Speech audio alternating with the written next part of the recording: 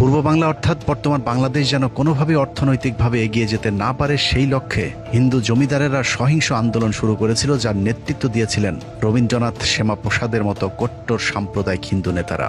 ইংরেজরা চেয়েছিলেন কলকাতাকে পশ্চিমবাংলার রাজধানী রেখে পূর্ব বাংলার পিছিয়ে পড়া বিশাল জনগোষ্ঠীর জন্য ঢাকাকে রাজধানী করে পৃথক একটি অর্থনৈতিক অঞ্চল তৈরি করতে। কিন্তু হিন্দু জমিদারেরা কিছুতেই চাননি মুসলমানেরা এগিয়ে যাক, কারণ তারা মনে করত পূর্ব বাংলায় আলাদা প্রাদেশিক রাজধানী হলে পশ্চিম বাংলার থেকে অর্থনৈতিক বাজেট কর্তন করা হবে। সে কারণেই তারা ব্যাপক বিদ্রোহ শুরু করে, যে বিদ্রোহে ক্ষুদিরাম সহ আরো অনেকে নিহত হয়। যদিও কট্টর হিন্দু সন্ত্রাসী ক্ষুদিরামকে ইতিহাসে বানানো হয়েছে মহানায়ক, মূলত সে ছিল একজন মুসলিম বিদ্বেষী। তাদের সম্মিলিত আন্দোলনের মুখে ইংরেজ সরকার 6 বছরের মাথায় 1911 সালে বঙ্গভঙ্গ করতে বাধ্য হয়, যে বঙ্গভঙ্গের কারণে আমাদের পূর্ব বাংলার মানুষ 100 বছর পিছিয়ে যায়। মুসলমানদের বিরুদ্ধে কট্টর হিন্দুদেরকে জাগিয়ে তুলতে যে গান লেখা হয়েছিল, সেই গানকে আবাল বাঙালি নিজেদের জাতীয় সঙ্গীত বানিয়ে 55 বছর ধরে গেয়ে যাচ্ছে। এখানেই শেষ নয়, আমার সোনার বাংলা গানের সুর রবীন্দ্রনাথ চুরি করেছিলেন গগন হরকরার লেখা আমি কোথায় পাবো তারে গান থেকে। আমি কোথায় পাবো তারে, আমার মনের মানুষ যে রে, আমার সোনার বাংলা আমি তোমায় ভালোবাসি।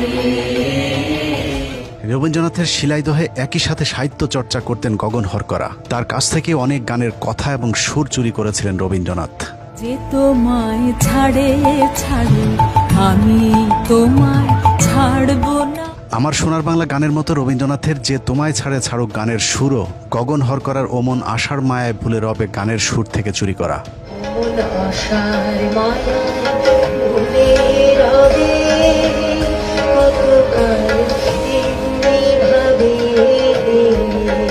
কোথায় পাবো তারে, আমার মনের মানুষ যে রে। গগন হরকরার মতো কাজী নজরুল, লালন শাহী সহ আরো অনেকের সাহিত্য চুরি করে নিজের বলে চালিয়ে দিয়েছে রবীন্দ্রনাথ। অনেকেই মনে করেন কাজী নজরুল ইসলামের শেষ বয়সে কথা বলতে না পারার পেছনেও রবীন্দ্রনাথের হাত রয়েছে। রবীন্দ্রনাথের বোনকে কাজী নজরুল ইসলামের পেছনে লেলিয়ে দিয়ে কাজী নজরুলের অনেক সাহিত্যকর্ম চুরি করেছিলেন রবীন্দ্রনাথ, যেটাকে পরবর্তীতে তিনি নিজের নামে চালিয়ে দিয়েছেন। কাজী নজরুল যেহেতু শেষ বয়সে কথা বলতে পারেননি, যে কারণেই এসবের বিরুদ্ধে কোনো প্রতিবাদ করতে পারেননি আমাদের জাতীয় কবি কাজী নজরুল ইসলাম। রবীন্দ্রনাথের অধীনে থাকা প্রজাদের সাথেও চরম বৈষম্যমূলক আচরণ করতেন। বিশেষ করে নিম্নবর্ণের হিন্দু এবং মুসলমান প্রজাদের উপর বর্ণবাদী আচরণ চালিয়েছে রবীন্দ্রনাথ। মুসলমানদেরকে তো রবীন্দ্রনাথ মানুষই মনে করতেন না। মুসলিম অধ্যুষিত পূর্ব বাংলার মানুষকে নিয়ে বহুল আলোচিত সেই উক্তি, 7 কোটি সন্তানের হে মুগ্ধ জননী, রেখেছ বাঙালি করে মানুষ করণী। রবীন্দ্রনাথ কতটা মুসলিম বিদ্বেষী ছিল এটাই তার জ্বলন্ত প্রমাণ। তারপরেও বাংলাদেশের ভারতীয় দালালেরা রবীন্দ্রনাথকে বর্ণবাদী বলতে নারাজ, অথচ রবীন্দ্রনাথ ছিল ভারতীয় বর্ণবাদীদের প্রধান পৃষ্ঠপোষক। তো রবীন্দ্রনাথ ঠাকুর ঢাকা বিশ্ববিদ্যালয়ের প্রতিষ্ঠার বিরোধিতা করেছিলেন কি করেন নাই, এই বিষয়ে মীমাংসা করার জন্য রমেশচন্দ্র মজুমদারই যথেষ্ট। 1947 পর্যন্ত প্রত্যেক বছর বক্তৃতা তারা বলতেন এই বিশ্ববিদ্যালয় বন্ধ করে দেওয়া। ঢাকা বিশ্ববিদ্যালয়ের প্রতিষ্ঠায় যারা বিরোধিতা করেছিলেন তাদের মাঝে কলকাতা বিশ্ববিদ্যালয়ের ভিসি আশুতোষ মুখার্জি, তার ছেলে শ্যামাপ্রসাদ মুখার্জি, বিপিন চন্দ্র পাল, সুরেন্দ্র ব্যানার্জি, প্যারীমোহন মুখোপাধ্যায়, সুরেন্দ্রনাথ সমাজপতি এবং আম্বিকাচরণ মজুমদারের নাম সকলেই জানে। কিন্তু এসব মুসলিম বিদ্বেষী হিন্দু ব্রাহ্মণদের নেতৃত্বে থাকা রবীন্দ্রনাথের নামটা ইতিহাস থেকে মুছে ফেলার চেষ্টা চলেছে। অথচ ঢাকা বিশ্ববিদ্যালয়ের প্রতিষ্ঠা তথা পূর্ব বাংলায় মুসলমানদের শিক্ষার বিরুদ্ধে সবচেয়ে বেশি তৎপর ছিল রবীন্দ্রনাথ ঠাকুর। মুসলমানরা যদি লেখাপড়া শেখে তাহলে কায়েদবনের মর্যাদা থাকে। আমরা অনেক তথ্য পেয়েছি যে তথ্যের মধ্যে রবীন্দ্রনাথ এবং ঢাকা বিশ্ববিদ্যালয়ের বন্ধন অনেক সুদৃঢ় হয়েছিল। 1912 খ্রিস্টাব্দে 28শে মার্চ কলকাতার গড়ের মাঠে এক বিশাল জনসভা হয়েছিল। ঠিক তার দুদিন পূর্বে আরেকটি গুরুত্বপূর্ণ মিটিং হয়েছিল, যেখানে চূড়ান্ত সিদ্ধান্ত নেওয়া হয়েছিল যে ঢাকায় বিশ্ববিদ্যালয় হতে কোনোভাবেই দেওয়া যাবে না। গুরুত্বপূর্ণ সভায় হিন্দু নেতারা উপস্থিত ছিলেন। নতুন রাজ্য পুনর্গঠনে ঢাকা বিশ্ববিদ্যালয় প্রয়োজন কিনা বা শিক্ষা বিষয়ে করণীয় কি আলোচনার জন্য নীরজচন্দ্র চৌধুরী লিখেছেন, 1912 সালের 28শে মার্চ গড়ের মাঠের ওই সমাবেশের সভাপতি ছিলেন রবীন্দ্রনাথ ঠাকুর। ডক্টর রমেশচন্দ্র মজুমদার লিখেছেন, কলকাতা বিশ্ববিদ্যালয়ের ভিসি আশুতোষ মুখার্জির নেতৃত্বে ভাইসরয় লর্ড হার্ডিন্সকে 18 বার স্মারকলিপি দিয়ে চাপ সৃষ্টি করেছিল কোনোভাবেই যেন ঢাকা বিশ্ববিদ্যালয়ে প্রতিষ্ঠা করতে না দেওয়া হয়। ওই সময় রবীন্দ্রনাথেরা ঢাকা বিশ্ববিদ্যালয়কে বিদ্রূপ করে মক্কা বিশ্ববিদ্যালয় ডাকতেন। জীবন্ত কিংবদন্তি ভারতের বিখ্যাত ইতিহাসবিদ সুকৃতি রঞ্জন বিশ্বাসের সরাসরি বক্তব্যই দিয়েছেন পতিতা ব্যবসায়ী রবীন্দ্রনাথ কতটা সাম্প্রদায়িক ছিলেন। ঘরের মাঠে সেই মিটিং এর থেকে অনেক বড় ডায়াস হলো, তার সভাপতি হলেন বিশ্বকবি রবীন্দ্রনাথ ঠাকুর। সেখানে প্রস্তাব পাশ হচ্ছে ঢাকাতে যেন বিশ্ববিদ্যালয় ইংরেজ গভর্নমেন্ট না করে। 18 বার স্মারকলিপি দিয়েছিল যাতে ঢাকাতে ইউনিভার্সিটি না। এসব প্রমাণের বিরুদ্ধে অবশ্য সোনাগাছিতে জন্ম নেওয়া বাংলাদেশি রাজনীতিবিদ, পেশাজীবী, বুদ্ধিজীবীরা কাউন্টার ন্যারেটিভ তৈরি করেছেন। তাদের মতে রবীন্দ্রনাথ ছিল অসাম্প্রদায়িক, শিক্ষানুরাগী, সার্বজনীন একজন কবি। তাকে নিয়ে বিতর্কের কোনো অবকাশ নেই। এবার চলুন কারো কথা বিশ্বাস না করে রবীন্দ্রনাথের নিজের লেখা সাহিত্য থেকে প্রমাণ করা যাক কতটা সাম্প্রদায়িক, ইসলাম বিদ্বেষী, কট্টর হিন্দুত্ববাদী লেখা ছিল রবীন্দ্রনাথ ঠাকুর। রবীন্দ্রনাথ তার হিন্দু ধর্মের গুণগান করে লেখালেখি করলেও সবসময় ইসলামের বিরুদ্ধে চরম অবমাননাকর লেখালেখি করতেন। রবীন্দ্রনাথের বীরগুরু প্রবন্ধে ইসলাম ধর্মকে চরমভাবে কটাক্ষ করা হয়েছে। হযরত মুহাম্মদ সাল্লাল্লাহু আলাইহি সাল্লাম এবং গোবিন্দকে তুলনা করতে গিয়ে রবীন্দ্রনাথ লিখেছেন, ঈশ্বরের কাছে প্রার্থনা করিবার সময় মোহাম্মদ নিজের নাম উচ্চারণ করিতে আদেশ করিয়া গিয়াছেন। অথচ গোবিন্দর প্রশংসা করে লিখেছেন, গোবিন্দ ধর্মপ্রচার পুণ্যের জন্য বিস্তার ও পাপের বিনাশ সাধনের জন্য আসিয়াছেন। অন্যান্য মানুষ যেমন, তিনিও তেমনই একজন মানুষ। তিনি পিতা পরমেশ্বরের দাস। এই পরমাশ্চর্য জগতের একজন দর্শক মাত্র। তাকে ঈশ্বর বলিয়া যে পূজা করিবে, নরকে তাহার গতি হইবে। অথচ হযরত মুহাম্মদ সাল্লাল্লাহু আলাইহি সাল্লামও কোথাও তাকে পূজা কিংবা সেজদা করার কথা বলেননি। সেজদা একমাত্র মহান আল্লাহর প্রতি। তারপরেও রবীন্দ্রনাথ হযরত মুহাম্মদ সাল্লাল্লাহু আলাইহি সাল্লামকে চরমভাবে অপমান করে কথা বলেছেন।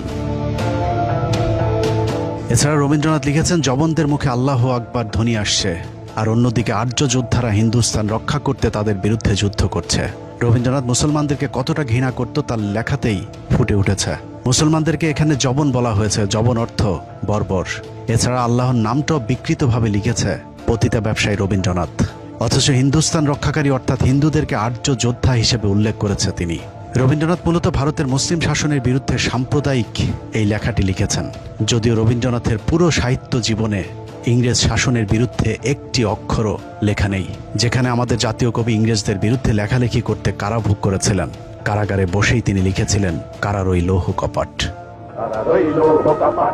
প্রায়শ্চিত্ত নাটকে রবীন্দ্রনাথ লিখেছেন, খুন করাটা যেখানে ধর্ম সেখানে না করাটা পাপ। এটা শিখতে তোমার বাকি আছে যে মুসলমান আমাদের ধর্ম নষ্ট করছে, আর যারা মিত্র তাদের বিনাশ না করাই অধর্ম। বেদ, ব্রাহ্মণ, রাজা ছাড়া আর কিছু নাই ভবে পূজা করিবার। এই কটি কথা যেন মনে সার, ভুলিনি আমি কথা হবে। অর্থাৎ পৃথিবীর একমাত্র হিন্দু ধর্মই সঠিক ধর্ম, তাদের ব্রাহ্মণ রাজাই একমাত্র পূজার যোগ্য। এক কথায় বললে রবীন্দ্রনাথ ছিল শুধুমাত্র মুসলিম বিদ্বেষী। রবীন্দ্রনাথের জীবদ্দশাতেই তার বিরুদ্ধে সাম্প্রদায়িকতার অভিযোগ উঠেছিল। বিশেষ করে মুসলিম বিদ্বেষের বিষয়টি পরিষ্কারভাবেই ফুটে উঠেছিল, এবং রবীন্দ্রনাথ নিজেই হিন্দুত্ববাদীদের কবি হিসেবে নিজেকে পরিচয় দিতে গর্ববোধ করতেন। তিনি লিখেছিলেন, মুসলমান বিদ্বেষ বলিয়া আমরা আমাদের জাতীয় সাহিত্য বিসর্জন দিতে পারি না। মুসলমানদের উচিত নিজেদের জাতীয় সাহিত্য নিজেদেরই সৃষ্টি করা। রবীন্দ্রনাথ জীবিত থাকতেই তার সাহিত্য মুসলমানদের জন্য নিষিদ্ধ করে গিয়েছিলেন, যদিও সেই সাহিত্য এখন আমাদের মুসলমানদেরকে নানাভাবে গেলানোর চেষ্টা করা হচ্ছে।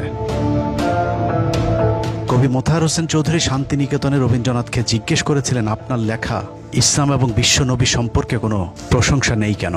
উত্তরে রবীন্দ্রনাথ বলেছিলেন, কোরআন পড়তে শুরু করেছিলাম, কিন্তু বেশি দূর এগোতে পারিনি, আর তোমাদের রাসূলের জীবন চরিত্র ভালো লাগেনি। ইংরেজদের 200 বছরের ইতিহাসে ব্রিটিশ বিরোধী সংগ্রামে মুসলমানরা প্রতিটি আন্দোলনে নেতৃত্ব দিয়েছেন। অন্যদিকে রবীন্দ্রনাথের মতো ব্রাহ্মণ শ্রেণী ইংরেজদের পাঁচ এটে জমিদার তন্ত্র টিকিয়ে রেখেছেন। শুধু তাই নয়, মুসলমানেরা ইংরেজদের বিরুদ্ধে বিদ্রোহ করারও কট্টর সমালোচক ছিলেন রবীন্দ্রনাথ। রবীন্দ্রনাথ তার কণ্ঠরোধে লিখেছেন, কিছুদিন হইল একদল ইতর শ্রেণীর অবিবেচক মুসলমান কলকাতার রাজপথে লোস্টন হস্তে অভদ্রতার চেষ্টা করিয়াছিল। তাহার মধ্যে বিস্ময়ের ব্যাপার এই যে উপদ্রবের লক্ষ্যটা বিশেষ করে ইংরেজদের প্রতি। তাদের শাস্তিও যথেষ্টই হইয়াছিল। প্রবাদ আছে, ইট্টি মারিলে পাটকেলটিও খাইতে হয়। কিন্তু মূর্গণ অর্থাৎ মুসলমানগণ ইট্টি মারিয়া পাটকেলের অপেক্ষা অনেক শক্ত শক্ত জিনিস খাইয়াছিল। এরপরেও রবীন্দ্রনাথ নাকি দেশপ্রেমিক এবং ব্রিটিশ বিরোধী লেখক ছিলেন। এরপরও যেসব বাংলাদেশি মুসলমানেরা রবীন্দ্রনাথকে ঘুরিয়ে পেঁচিয়ে অসাম্প্রদায়িক মেধাবী বাংলাদেশি মুসলমানদের শুভাকাঙ্ক্ষী হিসেবে প্রতিষ্ঠিত করতে চাবে, তারা হয়তো জ্ঞানহীন অথবা জ্ঞানপাপী, অথবা সোনাগাছির রক্ত তাদের শরীরে প্রবাহমান। রবীন্দ্রপ্রেমীরাই সিদ্ধান্ত নিক তারা আসলে কোনটা। বাংলাদেশের মুসলমানদের কাছে আজ সবকিছু পরিষ্কার। আমরা মনে করি রবীন্দ্রনাথ মানে বিজেপি, রবীন্দ্রনাথ মানে RSS। রবীন্দ্রনাথের দেখানো পথেই সৃষ্টি হয়েছে আজকের কট্টর হিন্দুত্ববাদী সন্ত্রাসী মোদী, অমিত শাহ কিংবা শুভেন্দু অধিকারীদের মতো হিন্দু সন্ত্রাসীরা। রবীন্দ্রনাথ, শ্যামাপ্রসাদ মুখার্জিদের দেখানো পথে আজকের ভারতের মুসলমান নিধনের কাজ চলছে। অতএব চোর, পতিতা ব্যবসায়ী, মুসলিম বিদ্বেষী রবীন্দ্রনাথকে না বলুন। চোরের লেখা বই, কবিতা, প্রবন্ধ, সর্বোপরি চুরি করা কথিত জাতীয় সঙ্গীত পাঠ করা এখনই বন্ধ করুন। আল্লাহ হাফেজ।